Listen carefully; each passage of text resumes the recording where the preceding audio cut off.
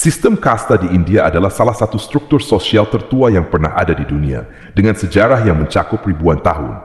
Sistem ini berakar pada ajaran agama Hindu dan diperkuat oleh teks-teks kuno seperti Manusmriti atau Kitab Hukum Manu. Dalam sistem ini, masyarakat dikelompokkan menjadi 4 varna atau kategori utama, yaitu Brahmana atau pendeta dan sarjana, prajurit dan penguasa, Waisya pedagang dan petani, dan Sudra pelayan dan pekerja manual. Di luar dari 4 kelompok ini, terdapat kelompok lain yang disebut sebagai untouchables atau yang tidak tersentuh, yang kemudian dikenal dengan istilah Dalit. Dalit yang secara harfiah berarti terinjak-injak atau tertindas adalah istilah yang digunakan oleh komunitas ini sendiri untuk menggambarkan penderitaan dan marginalisasi mereka. Mereka dianggap berada di luar sistem kasta atau disebut sebagai avarna atau tanpa kasta. Dalam konteks historis, mereka dipandang lebih rendah daripada Sudra dan diperlakukan sebagai tidak murni, sehingga menjadi korban diskriminasi selama berabad-abad. Diskriminasi terhadap Dalit berakar pada konsep kemurnian dan pencemaran yang terkandung dalam teks-teks Hindu kuno. Dalam Manusmriti yang ditulis sekitar abad kedua sebelum Masehi hingga abad ketiga Masehi, Dalit digambarkan sebagai kelompok yang harus melakukan pekerjaan yang dianggap najis oleh kasta lainnya. Pekerjaan ini seperti menyapu jalan, membersihkan toilet, mengangkut bangkai hewan, dan pekerjaan serupa yang dianggap tidak pantas bagi masyarakat kasta lainnya. Selama ribuan tahun, kepercayaan ini menciptakan hierarki sosial, dan Dalit dilarang memasuki kuil, menggunakan sumur umum, atau bahkan menyentuh anggota kasta lainnya.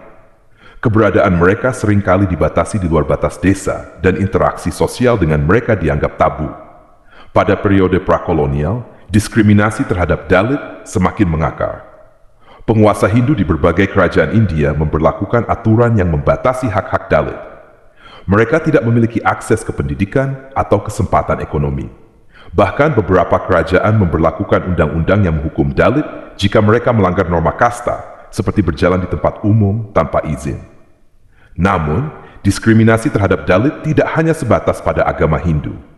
Dalam beberapa masyarakat Muslim di India, meskipun Islam mengajarkan kesetaraan, diskriminasi berbasis kasta juga ditemukan.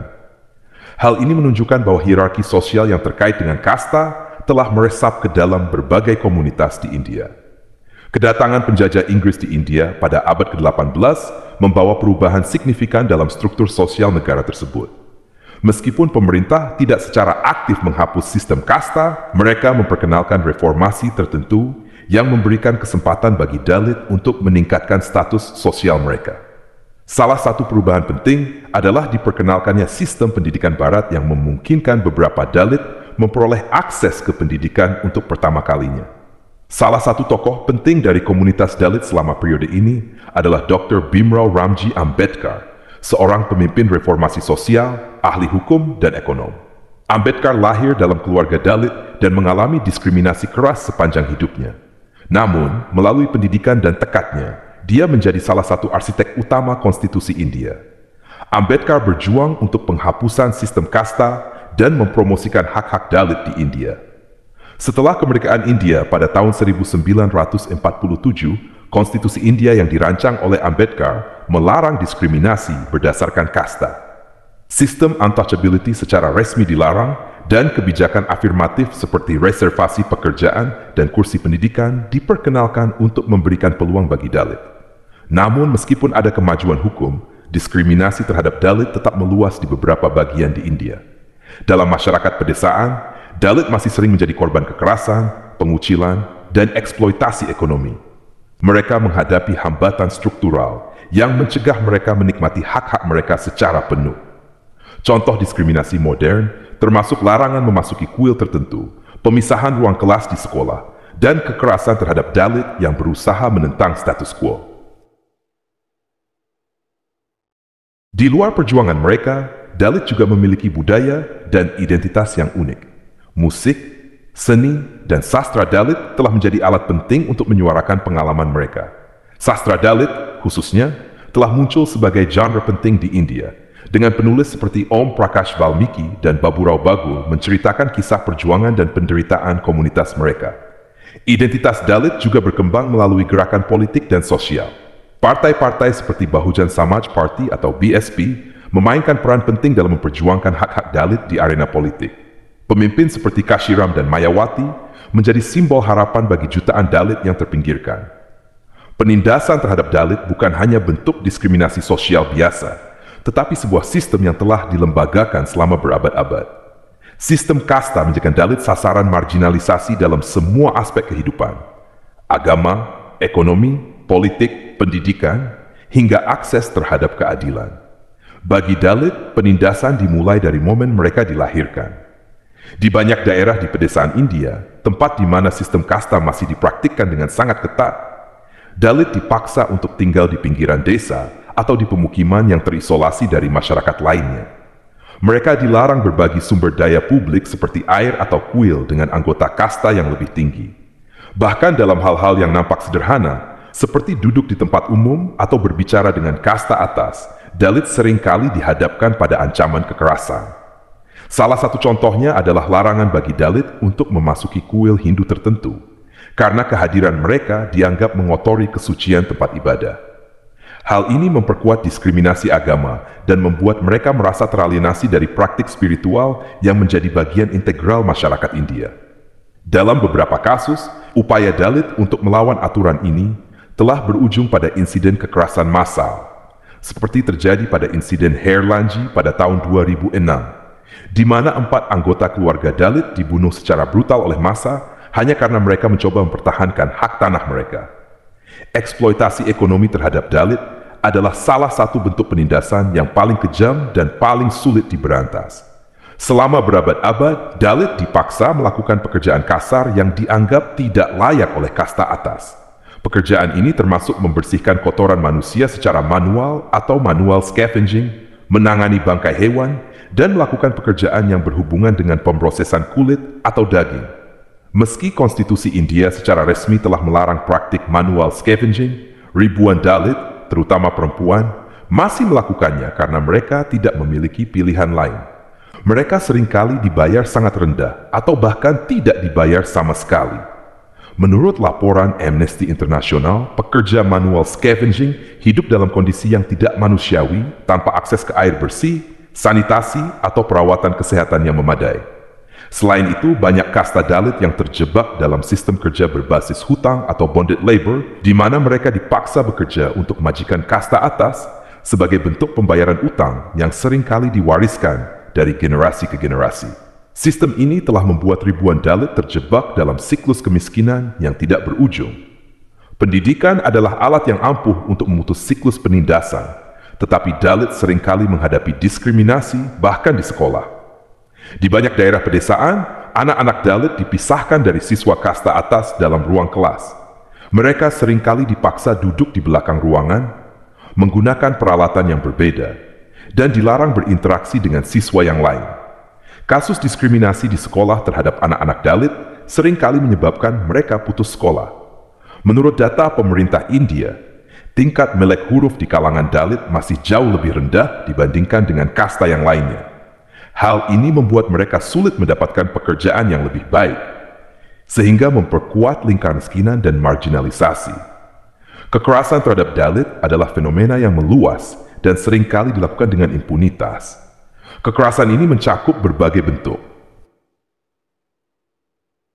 Mulai dari pelecehan seksual terhadap perempuan Dalit hingga pembunuhan massal, salah satu bentuk kekerasan yang paling mencolok adalah pembunuhan kehormatan, di mana Dalit yang menikah dengan anggota kasta atas seringkali dibunuh oleh keluarga atau komunitas pasangannya.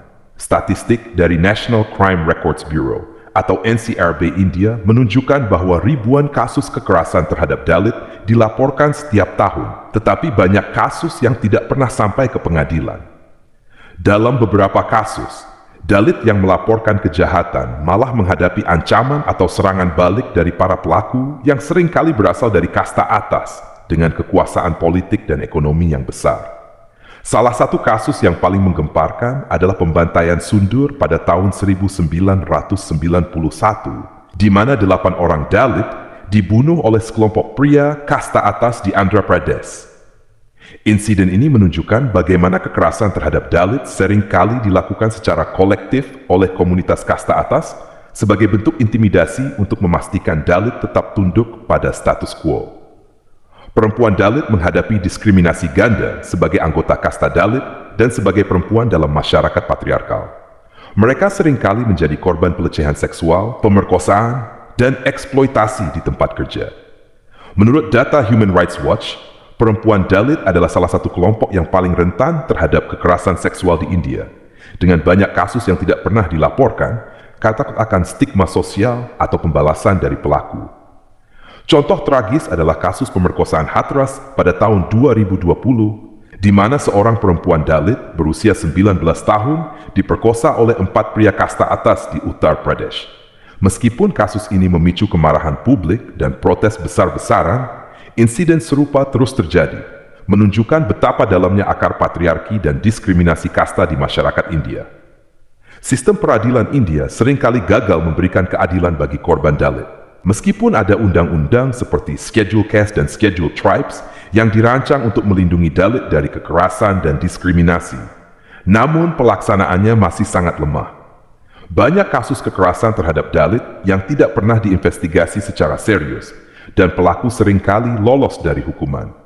Impunitas ini sebagian besar disebabkan oleh bias sistemik dalam lembaga penegak hukum, di mana banyak petugas polisi berasal dari kasta atas dan cenderung memihak pelaku kejahatan. Selain itu, tekanan politik dan sosial dari komunitas kasta atas seringkali menghalangi proses hukum yang adil. Meskipun Dalit telah mendapatkan representasi politik melalui kebijakan reservasi, mereka seringkali menghadapi hambatan dalam memperjuangkan hak-hak komunitas mereka. Banyak politisi Dalit yang dipaksa untuk tunduk pada agenda partai-partai yang didominasi oleh kasta atas, sehingga aspirasi mereka seringkali tidak terpenuhi. Di tingkat lokal, kepala desa atau pejabat Dalit seringkali menjadi sasaran intimidasi atau kekerasan jika mereka mencoba menentang hierarki sosial. Menurut laporan tahunan yang dikeluarkan oleh National Crime Records Bureau India, ribuan kasus kekerasan terhadap Dalit dilaporkan setiap tahun. Pada tahun 2022, misalnya, terdapat lebih dari 50.000 kasus kekerasan terhadap anggota Schedule Caste kategori yang mencakup Dalit.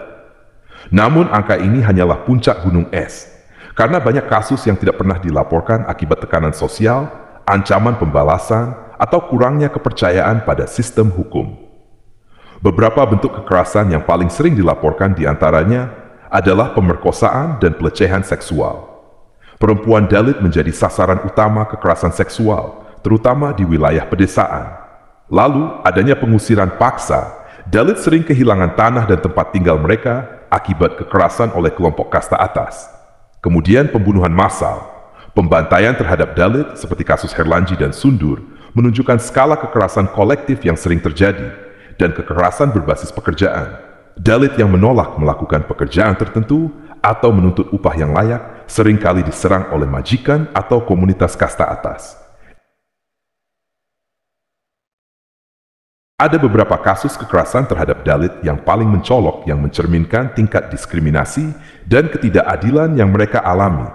Misalnya pembantaian Herlanji tahun 2006. Kasus ini terjadi di desa Herlanji, Maharashtra, di mana 4 anggota keluarga Dalit dibunuh secara brutal oleh massa kelas atas.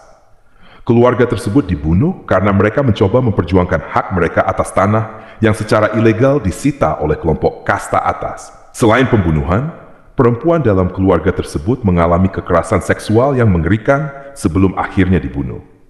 Insiden ini memicu protes besar-besaran di seluruh negeri dan menarik perhatian internasional terhadap kondisi Dalit. Kasus Hathras pada tahun 2020, seorang perempuan Dalit berusia 19 tahun diperkosa secara brutal oleh 4 pria dari kasta atas di Hathras, Uttar Pradesh.